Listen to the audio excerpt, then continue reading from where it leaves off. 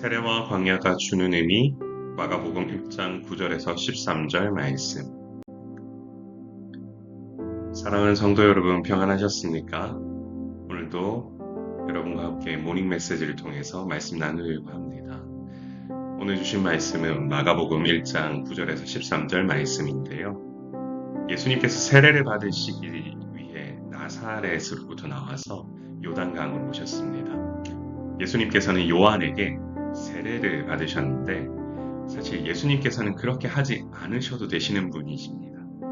하지만 세례를 통해 죄인과 같이 되심으로써 죄인들의 구원을 위한 길을 여셨고 이를 통해 공생의 시작을 알리십니다.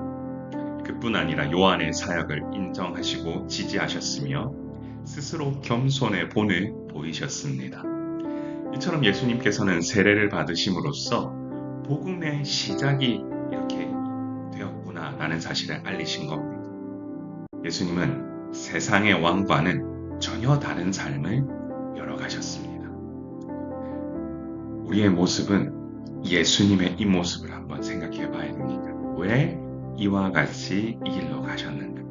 바로 그 겸손의 모습과 우리를 구원하시기 위해서 하지 않으셔도 될 부분들을 또한 하고 계신다라는 것을 한번 눈여겨볼 필요가 있습니다. 예수님께서 세례 받으신 후에 물에서 이렇게 올라오셨습니다. 그런데 놀라운 일이 벌어집니다.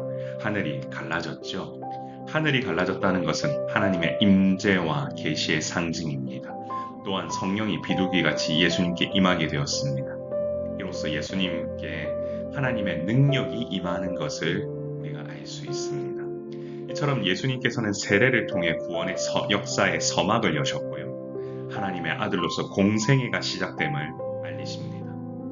놀라운 역사의 시작, 바로 예수님께서 받으신 세례로부터 출발한다라는 사실을 기억해 봅시다.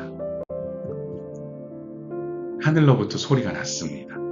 하나님께서 예수님의 세례 받으신 장면에 반응하신 것입니다. 하나님께서는 예수님께 너는 내 사랑하는 아들이라고 하시며 내가 너를 기뻐하노라고 말씀하셨습니다. 이로써 예수님께서는 하나님의 아들이심이 드러났고 예수님께서 하나님의 뜻에 합당한 삶을 이행하고 계심을 알 수 있습니다. 이처럼 예수님의 세례 사건을 통해 하나님께서는 자신의 아들이심을 드러내셨고 이 일로 자신에게 기쁨이 되었다는 사실도 말씀하십니다. 그러므로 예수님께서는 모든 일을 하심에 있어서 하나님의 기쁨이 되시기 위해 행하셨습니다. 하나님의 기쁨이 된다는 것, 이보다 중요한 일은 없습니다. 우리도 이와 같은 하나님의 기쁨이 되는 일을 하기 위해 힘써야 됩니다. 우리 모두에게 정말 이와 같은 놀라운 일들이 속에서 일어날 수 있기를 소망합니다. 세례를 받으신 예수님께서는 성령의 이끌림에 의해 광야로 나아가셨습니다. 여기서 하나님의 뜻에 따라 시험받고 사탄과의 영적 싸움을 시작하실 것이기 때문입니다. 예수님께서는 광야에서 40일 동안 사탄에게 시험을 받으셨는데 사탄은 예수님을 유혹했지만 예수님께서는 말씀과 믿음으로 모든 시험을 이겨내십니다. 예수님께서는 들짐승과 함께 계셨지만 동시에 천사들의 수종을 받으시기도 하셨죠. 이처럼 고난과 위험 속에서도 예수님께서는 하나님의 뜻을 이루시기 위해 필요한 힘과 위로를 지속적으로 받으셨습니다. 광야, 여러분, 광야라는 곳을 즐기시고 싶으신 분이 많지는 않으실 겁니다. 그만큼 힘든 곳입니다. 하지만 이처럼 광야는 하나님의 뜻을 이루시기 위한 또한 장소였습니다. 바로 그곳에서 예수님께서는 다음 사역을 준비하십니다. 혹여나 여러분 인생 가운데 지금 광야를 걷고 계십니까? 아마도 성령께서 분명히 인도하신 가운데 무슨 이유가 있으실 겁니다. 그 자체의 힘듦과 고난 때문에 낙망하거나 낙심하지 마십시오. 주님께서 허락하시는 놀라운 뜻을 발견하시면서 하나님의 인도하신 가운데 여러분들이 온전히 그 길을 걸어가신다면 놀라운 일들이 분명히 또한 일어나게 될 것입니다. 사랑하는 성도 여러분, 세례와 광야는 예수님께서 하나님의 뜻을 이루시기 위한 필요 충분 조건과 같은 장소입니다. 예수님께서는 세례를 통해 공생애의 서막을 알리셨습니다. 또한 광야의 삶을 통해 하나님의 인도하심을 받으셨고 하나님의 뜻을 이루시기 위해 준비하셨습니다.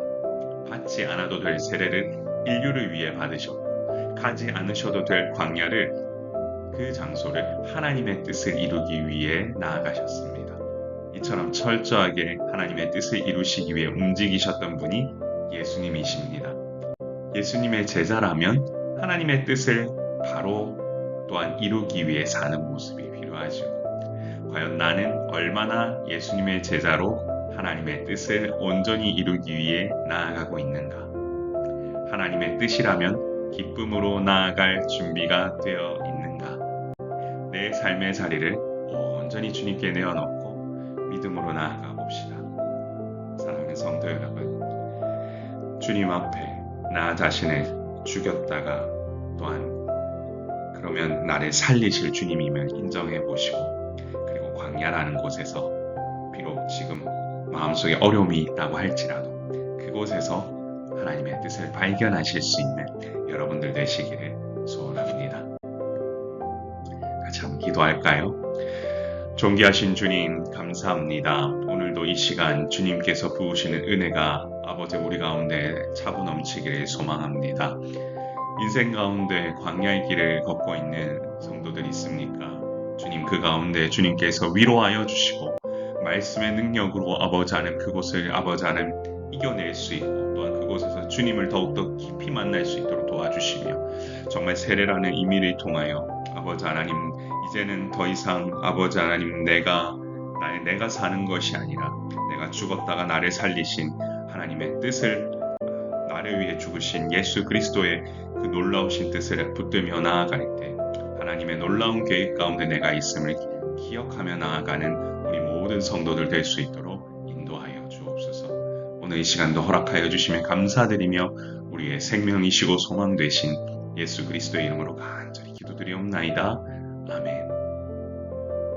사랑하는 성도 여러분, 한 주간도 평안하시고 오늘 하루도 주님 안에서 큰 놀라운 뜻을 또 이루시길 바랍니다.